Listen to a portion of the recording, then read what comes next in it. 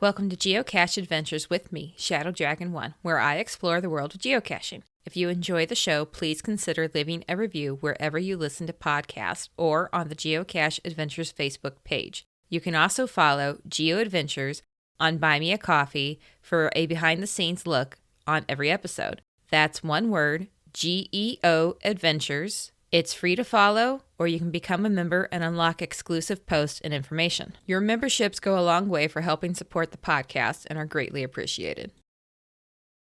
Hi, everybody. Amy, Shadow Dragon 1 here, and with me today is fellow geocacher Dan Monroe. Dan, thank you so much for joining me today. Hey, thank you, Amy.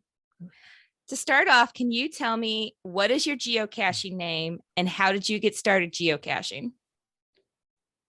My geocaching name is Team Monroe's.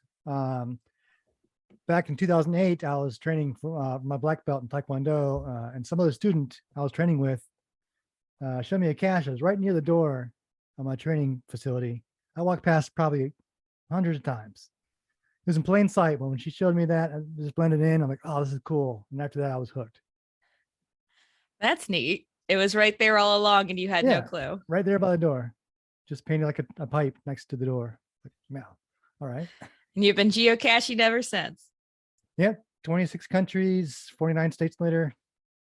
Wow. What's the one missing state? Kansas. Kansas. Yes. There's a Mingo trip in the future sometime. Definitely. I've got that on my geocaching to-do list too, one of these days. So we're here today to talk about Emberquest, which it's a lot of things. It's a series, a geoart, and I think my favorite part is a video game all wrapped up into one. Yeah. And this is the first that I've seen a video game aspect like this for a geocache. Right. Yeah. Well, actually, I've seen lots of other, games and puzzles online, but I always want to do something bigger. So, being the developer I am, I worked in JavaScript. I've been doing JavaScript for over 20 years.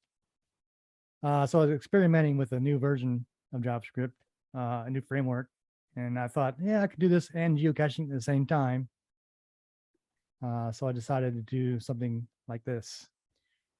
So did you have the idea of the video game first and then it wrapped up into geocaching, or were you maybe seeking for a way to tie some kind of programming aspect to geocaching? Actually, I was experimenting with a new version of the Ember.js, the framework I was working on, and there was a call for speakers to do a conference. And I thought, hey, this would be cool, a good opportunity to, show I can write a game. And so I thought, what kind of game can I write? I've already written another series of caches called Geoquest. So I thought maybe I can do another game with geocaching. So that was fun. So you had the video game idea first, and then you came up with the idea for a series and a geoart tied together? Right. So my other series that I wrote in 2009 is like a text-based game, like Zork. Have you ever heard of Zork? Yeah. But it only had 5 caches, and you found these 5 puzzles in the game, and you went out in the real world and found 5.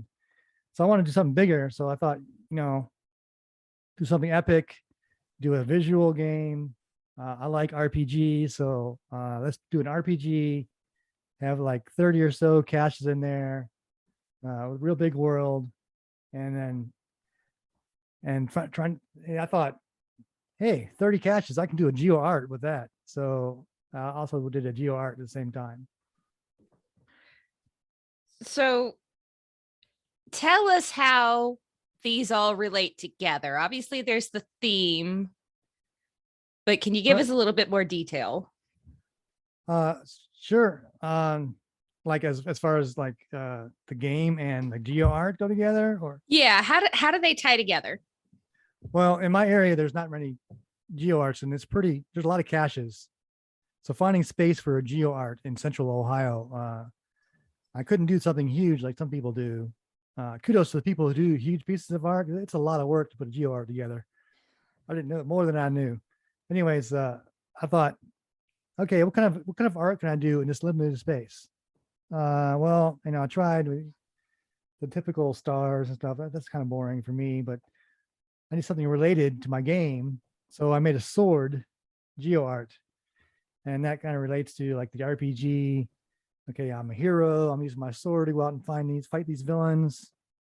So that's how I kind of related the game and the geoart together. So the game and the geoart, Yeah. how do you use the game to find the geocaches? Okay. Well, a little background about the game. It's a role playing game, fancy role playing game.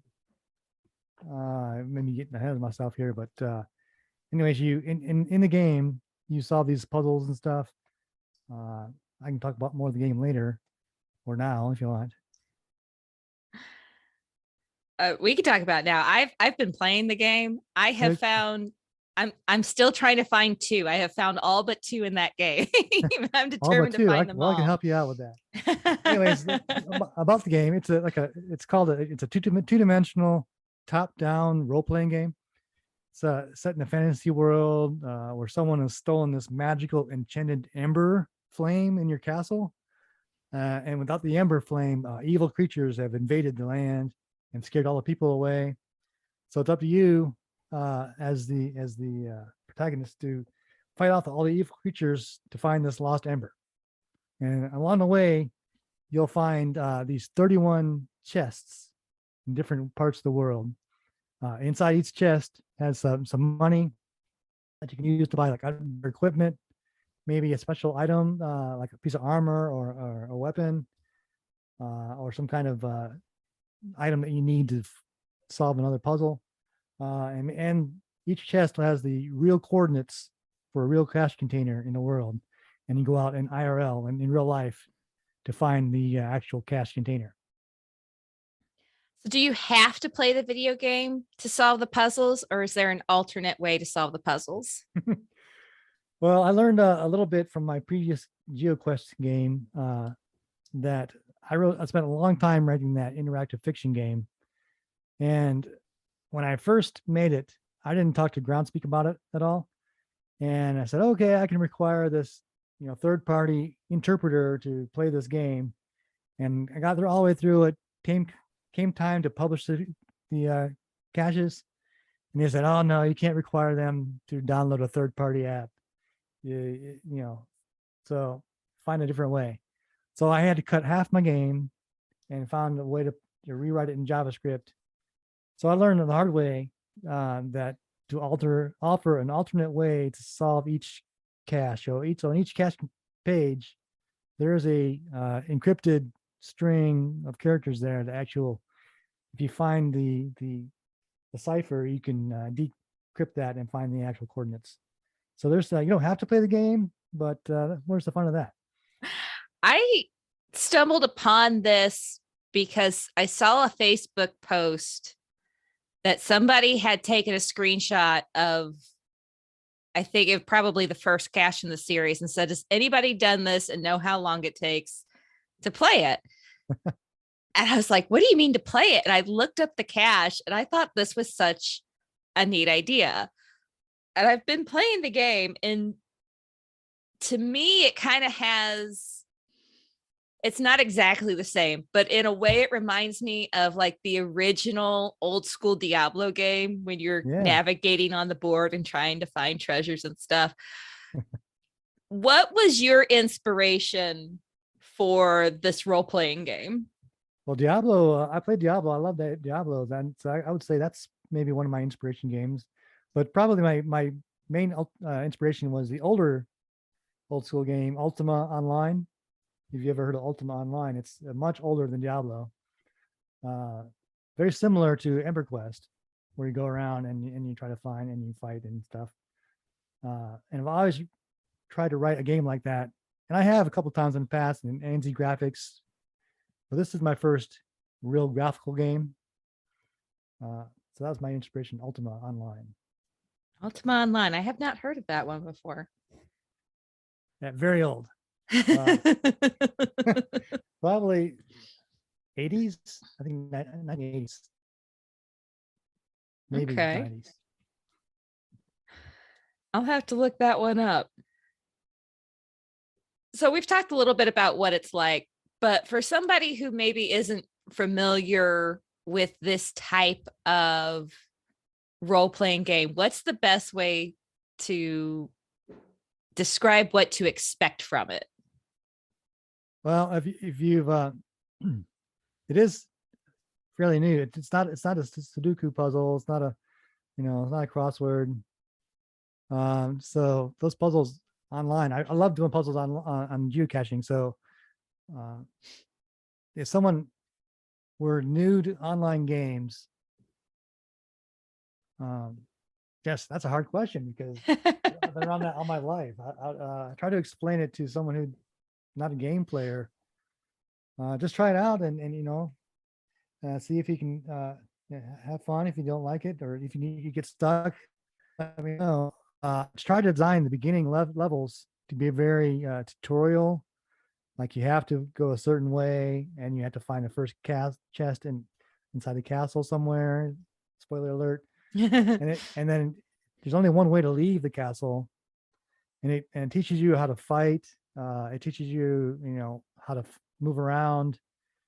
It teaches you that if you're moving on a path to the forest, you can move faster. Then if you try to move through a swamp, it slows you down. You learn that you can't go across water when you're walking, that you have to find a ship to actually go in the water. And then you use the ships, and you can't go can't go on land. And once you learn that, you learn more and more, and then eventually you turn into like an open world, and you can go any direction and explore all parts of the world. It's a pretty neat game. So one thing I noticed in this game, when you're moving around, the zones are all hexagonal pattern. Yes. I'm not much of a programmer. So is that typical with Java, or was there an option for, say, like a square zone, or why is it hexagonal? So it's it's all JavaScript. There's no Java. It's all JavaScript online.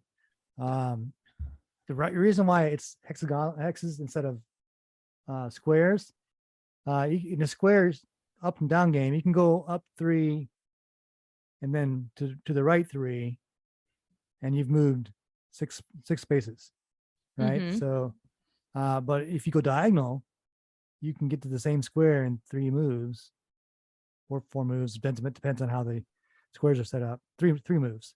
You can go the same distance in 3 moves, or it took you to go 6 moves. So that's kind of cheating, in my opinion. So I made everything hexagonal. So any hex away is the same distance, no matter how you get there. Okay. Which made a challenge to the moving, and it also made a challenge to making the AI for the monsters, because they have to know how to move too. They have to know how to run away or come in and attack you, and they have to know how to get around mountains, around water. So there's a pathfinding algorithm I wrote to use for the monsters to find a way to get to you so they can attack you. Then the hexes is a lot easier than the squares. Okay. There are about 200,000 squares in the game, or hexagons in the game. So it's a pretty massive world.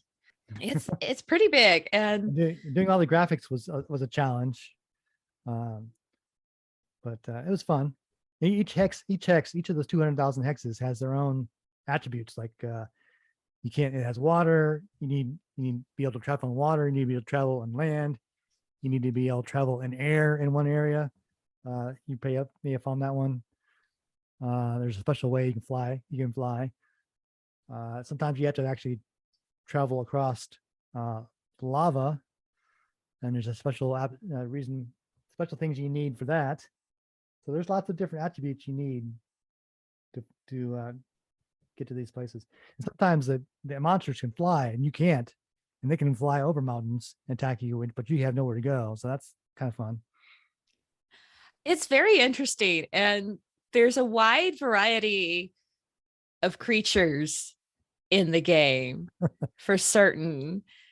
I mean, I've seen everything from bunnies and Yeah. bears to yetis and lava monsters and Yes. elves and just about any creature you can think of. There's some kind of variant. There's one special white Vorpal bunny.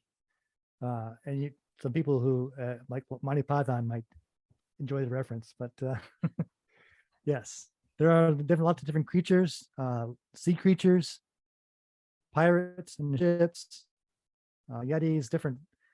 And of course, when I wrote the game, there right now there's like fire resistance, but I had all kinds of ideas, water resistance, cold resistance, poison resistance. I had all these ideas for the game, but after a year and a half of writing the game, I was like, okay, I had to end this sometime. So it took you a year and a half just to create the game. Year and a half. Yes. Wow. So in that year and a half, because you're writing the game and you're planning the geocaches. So how does that work out? Because that's a long time in trying to plan the locations of 31 geocaches. Well, it took about a year to actually write the game before I said, okay, now's a good time to start like looking for cache locations. Okay. And then I found out how hard a geoart was to to plan the 2 mile radius restriction, to find a good place for a good cache container without being on private property, a good place for them to park so they're safe while they're caching. I didn't want it to be too hard terrain because I wanted young kids to be able to do it. So all that combined, plus the geoart restrictions, probably took 5 months to get all 31 cache locations approved and hidden. Did you have to work with the reviewer quite a bit to get this all set up? No, actually, he knows me pretty well. Keystone. He knows my previous caches and puzzles are. So I've experienced enough now to work with him. And I know him well enough that we worked pretty well together. A couple of areas I had to change because I had put it in an area that was too close to another puzzle I hadn't solved yet. But other than that, Oh, typical stuff, which helped me okay. to solve that puzzle. I found out where it was. Oh, okay. It has to be here. Oh, that's funny. That's a funny way to solve a puzzle, trying to place a geocache and find out there's one in that area. Yeah, I'm like, oh, there's one in the cemetery. Where else would it be? Oh, it has to be around here somewhere. Oh, there it is. That's funny. So you've talked about this a little bit, but so you had with your Zork game is when you found out about the requirements with Groundspeak and needing to allow the alternate way of solving the puzzles. Yes. So you knew for Emberquest what was going on with that. Right. So for when you did Emberquest, did you have to do you need to get approval for each time you do something like that? Or did you just know it was going to be required and had it set up and submitted to the reviewer? I didn't even want that to be an issue this time. So I put that alternate solution on every cache ahead of time. I pre-planned for that. And then in my cache notes, when I was publishing them, I explained all that to him. There's an alternate way how to solve it. This is the key to solve it and how to solve it. So he was able to figure out that way that, okay, yeah, they don't actually have to play this game. And every cache listing for Emberquest, I have an alert saying you're about to download a file. I alert the cacher know ahead of time that you're gonna leave the geocaching site, go to a different site, and play the game. So I try to be as forward as I can, to try to alleviate some of those problems. Because a year and a half is too long to waste. Yeah. So having all that previous experience and building all this stuff in, did the approval process go smoother for you this time? It was awesome. Like I said, a couple of issues where I too close to another cache. Other than that, I had no problems publishing these cache. Okay. You may have. I actually was awarded last week the cache of the week. Oh, were you? Yes. So my Emberquest is the current cache of the week.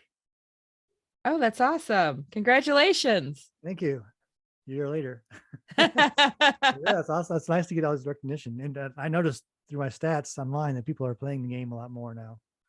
So do you have a way to actually see when people are playing the game? Yeah, my host, I get stats about I don't see who was playing the game. I just see the number of people playing the game. Is that from the host site of the game? Right. My domain name host has some site tracking analysis, so I get to see the traffic to the game. I don't know anybody. It's all private, so I don't know who it is. I just know that people, and in all over the world, I know locations. All over the world, people are playing it now. Like lots of people in Germany are playing it now, Australia. Oh, that's neat. It's a neat game to play, even if you're not anywhere in the area to go find the caches. It's a fun experience for sure. And I will help you solve the game. So those two caches that you have yet to find, you let me know later. I will give you hints. Oh, that'd be great because it's driving me nuts. Some people are very peculiar about, you got to solve this puzzle and you got to do it the right way. I'm not going to give you any hints. No, I don't. Personally, geocaching is a game. You can play it any way you want to. If you want to sit in your chair and log all the caches found, fine by me.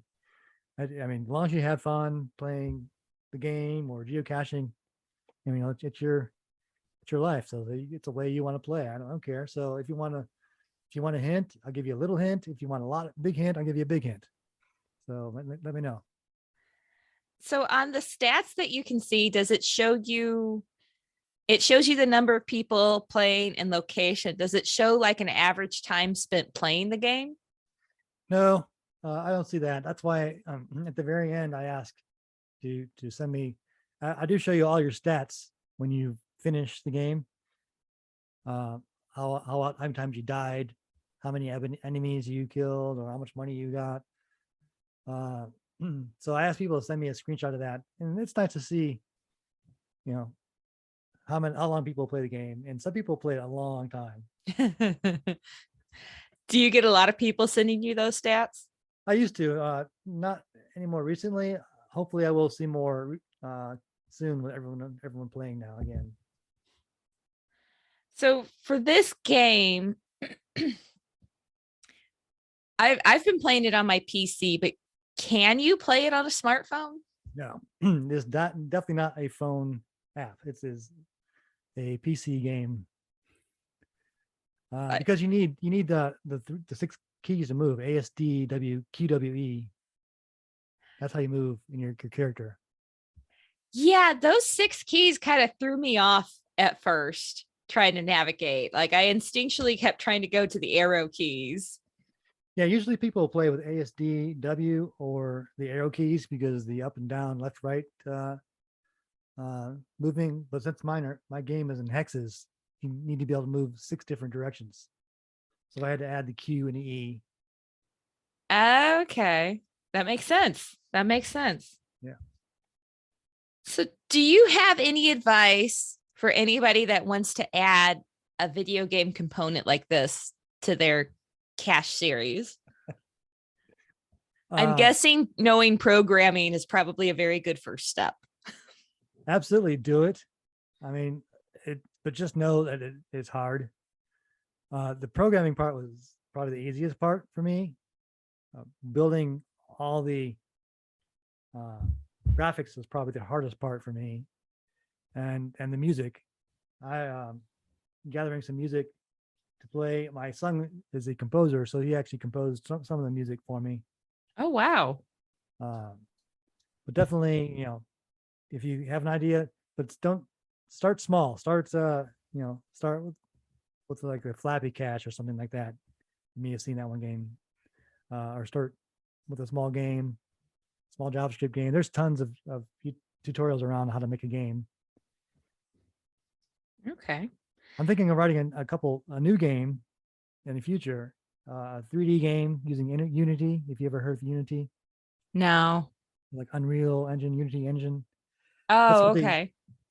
the Unity Engine has awesome 3D graphics, open world, um, like a World of Warcraft Okay. game, but not World of Warcraft, but that's different types, different style. But the all new 3D game, or even like a virtual reality, like we put on the headgear and like solve a puzzle in a room, like an escape room or something. Oh, wow. That would be interesting. But right now, my current project is my Doors of Durin monitor stand project. It's taking me 6 months or so far. So you mentioned the Zork series and this one. Is there a nut? Do you have any other current video game series, or is it currently just the two? I don't have any game series. But I do have other puzzles, and I have high terrain puzzle caches I own. But no other puzzle, no other game series. It's just those two. Okay. Is there anything else about Emberquest that we should know other than it's a lot of fun and people should go check it out? Just know it can be done. Ember.js is the framework I wrote it in. It's like React or Angular, if people have heard of that. Very similar JavaScript frameworks. Emberquest itself, it took a long time at night. My wife always said, "Are you working that stupid game again?" I'm like, yeah. So don't forget to do your chores, feed the cats or feed the kids. Yeah, Take, definitely take care of the living things yeah, in the house. and go out and cache, of course. Go out and continue to cache. Don't spend all your time on the keyboard. And you actually made a video for that conference you mentioned before, talking Right. about Emberquest. Yeah, I did a conference video, and hopefully you'll put the YouTube URL in the show notes. Definitely. I talk about how the early parts of the game were written. I showed some very early proof of concepts, my pathfinding, stuff like that. But that was, I had the conference. I went on a cruise. We like cruising a lot. That's why we have so many countries. And I went on the very last cruise before COVID. I took my son on a spring break cruise in March of 2020. And I was supposed to go to the conference the week after. I came home on Saturday. I was supposed to leave on Sunday. And I found out the conference was canceled because of COVID.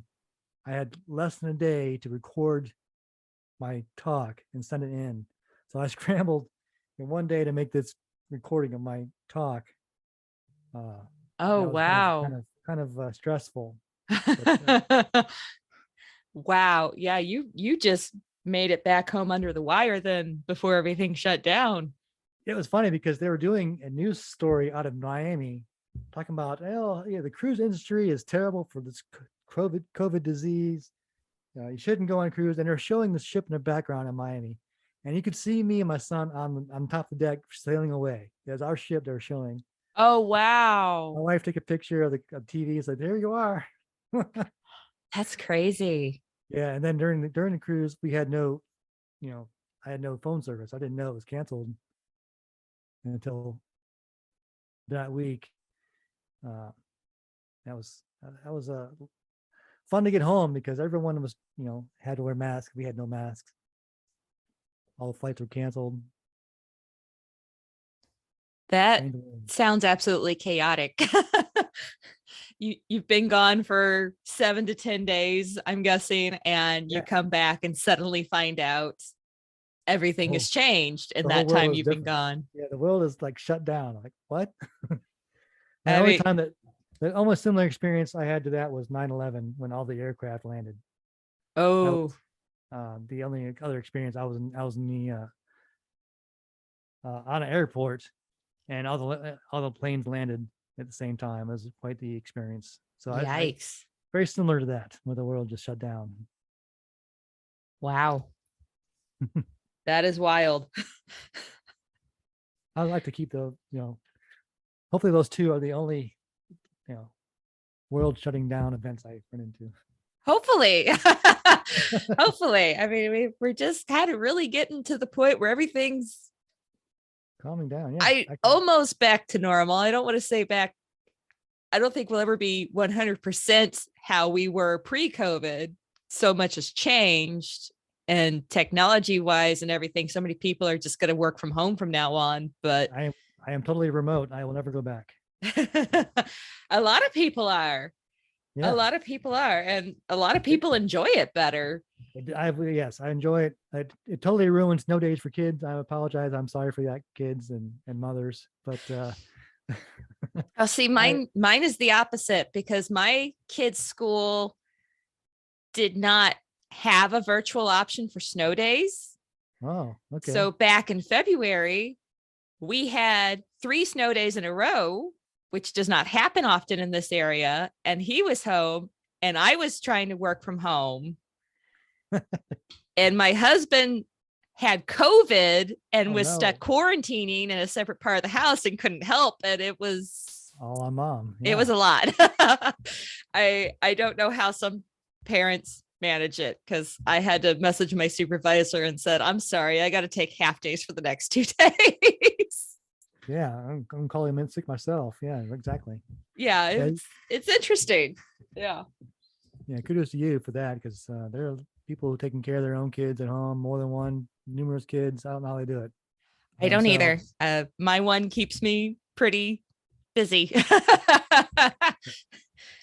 Luckily, getting to that age. College, He's getting to that age. He's getting to be self-sufficient, and like when a mess or something happens, he's 8, so he cleans it up like an 8-year-old does. So like there's still milk scattered halfway across the counter and things like that have to be sort of supervised. And they say they'll talk to you, though. In a few years, they'll be in middle school. They won't want to talk to you anymore. Yeah. So he's still at that cute age where he wants to do things with you, when he becomes a teenager and hides from the world. Yeah. They'll get over that too when they go to college.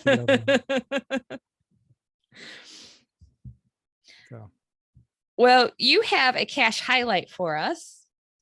It is GC1XBVY. And that is GeoQuest. Okay. Is that right? Sure. That's my. Did I get it right? Is it VY? Yeah, that's the first one of my GeoQuest series I wrote in 2009. It's Zany Squirrel. That's one of 5 text-based interactive fiction games. And that is a lot of fun to play. It's probably my oldest puzzles out there. I still keep it around because people like playing the game. So this is the text-based, similar to Zork. Right.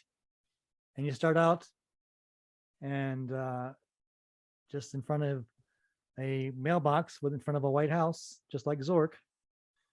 And you will get you have to wait for some mail, and a GPS will arrive in the mail, an online GPS, and you have to figure out in the GPS, you program it to tell it what cache to look for. It will tell you what direction it is, and you try to solve the puzzles. But it's all text-based. And that was fun to write too, interactive fiction. That took a long time. So this text-based game, I'm trying to wrap my head around this. So are you actually in the world following the text-based game in real life, or is it just all text-based and then you come to the end and get the coordinates? Well, you're in a location. You move around like Emberquest. But there's no Okay. graphics, so it has to tell you in text what you see, like a book. Okay.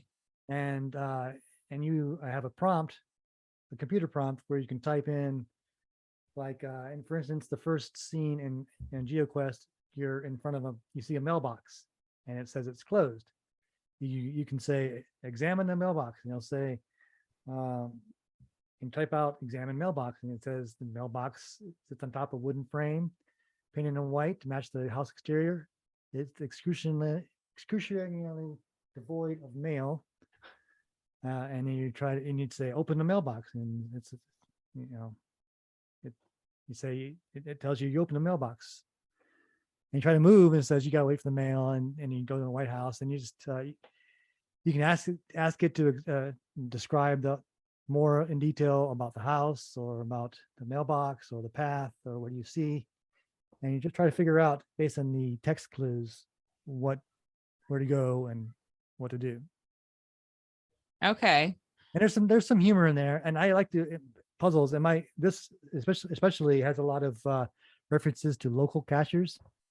There's a lot of, like, hidden Easter eggs for the local cachers, that they would recognize their name, and or something about them that makes them laugh. Oh, that's neat. So no other cacher would, like, get it. They're like, oh, kind of weird humor, but the actual cacher, if someone knows the cacher, would get it and laugh too. So I like a little personality in the game. Okay. And so all 5 of them, do they all start out the same way, where you're all 5 in the series, you're at the mailbox waiting, or do the next ones in the series kind of pick up where the last one left off? So it's all one world, just like Emberquest. Okay. So you have to map. It's a good idea to draw a map when you move, so you can get back to where you came from, so you don't get lost. And once you find, you set GPS to a certain cache. Once you find it, then you change your GPS to another cache and solve different puzzles. But it's all the same world. And this one's special, and it has 5 caches. So you find the first 4 in the game. It gives you the coordinates, and you go out in the real world, and inside the physical cache in the real world will give you clues to find, that you go back to the game and use the clues that you found in the real world in the game to find the 5th cache. And you go out and find the 5th cache. So you need to go out, actually find all the 4 caches, so in order to finish the puzzle for the 5th cache. That's interesting. Yeah. I've seen series like that before, where you have to collect data to solve for the final, but never where you take it and put it back into a video game world to solve that way. Yeah. Different That's twist. an interesting twist. Yeah, if you know me, you know I don't like to do things the same way. I have my own path. Very cool. I'm gonna check those out, and I'm guessing it's all online as well, not smartphone friendly game. I haven't tried playing this on a smartphone on a modern. I wrote it in 2009, so I'd be curious. You might be able to play it on a smartphone now. I haven't tried. So, I mean, phones are big enough now that you can do it. That's true. I might try the smartphone later when I'm stuck watching YouTube videos with my son, because that's all he loves to watch right now is people streaming video games. So. That is why my son is a music composer. He's done that for a decade. Oh. He will not outgrow that. He can make money out of that. He should stream his own stuff. Oh, he wants to. He wants to. I told him when he gets to be about 14, 15 in high school, we can start talking about him having his own channel, and totally. And we'll go from there. But yes, that's, if you ask him what he wants to be when he grows up, it's a YouTube star. Influencer, yes. Yeah. That is a job profession I had no idea was a thing. Back in my day. I feel old now. It astounds me, some of the literal empires some of these people in their Yes. 20s at this point have built just They are from rich. YouTubing video games and stuff. Rich. Can't It's believe it. amazing. From Twitch, and I can't believe it. Yeah, it's I worked all this hard my entire life. Well, not very hard, but I worked my entire life to get where I am. And here these young kids in their early 20s who are multimillionaires. Like, okay. just by playing in video games and putting lips. it up on clips. Yeah, Yeah. it's a different world for sure. Wow. Well, Dan, thank you so much for coming on and Yes. talking to us about Emberquest and sharing your cache highlight with us. I really appreciate you taking the time to do this. So thank you so much. It was fun, Amy. I appreciate it. Thank you very much. Thank you for listening to Geocache Adventures. I hope you enjoyed this episode. Have you heard of FTF Magazine? It's the magazine for geocachers, filled with articles and snippets sent in by geocachers just like you. I'm a subscriber myself, and I love it. Check them out today at ftfgeo.com and tell them Shadow Dragon 1 sent you. Would you like to be a guest on a show or have a topic you'd like to hear covered? Reach out and let me know. Just go to the geocacheadventures.org website and click on the contact page to reach out.